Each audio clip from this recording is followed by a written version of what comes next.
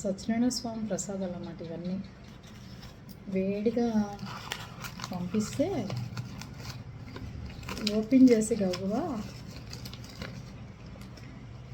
శుభ్రం కళ్ళకత్తేసుకుని నోట్లో వేసేసుకుని తినేసాను.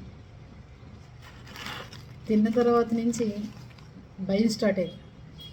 ఉగ్రవాదులు హిందూ దేవాలయాలు, హిందూ ప్రసాదాలు, హిందూ తీర్థాలు, హిందూ గుళ్ళ దగ్గర వాళ్ళ ప్రసాదాలు ఏదో కలుపుతున్నారు అని చెప్పి నేను కూడా వీడియో చేశాను.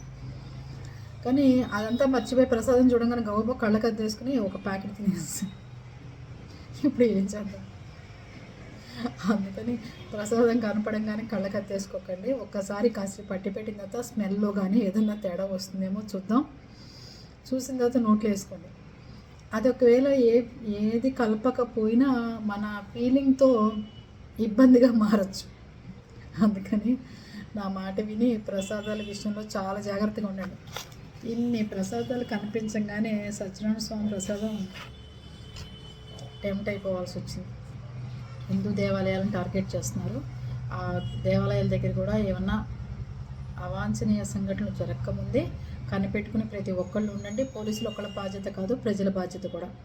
ఇలాంటి ప్రసాదాలు తిన్నప్పుడు కూడా చాలా భయానికి గురవ్వాల్సిన పరిస్థితి వచ్చింది. అన్నిటికీ దేవుడే ఉన్నాడు, చూసుకుంటాడు. ఉగ్రవాదుల చేతిలో మాత్రం చనిపోకూడదు. అవసరమైతే మనమే మానవ బొమ్మగా తయారై వాళ్ళని చంపాలి. కానీ అది పరిస్థితి. అర్థమైందా?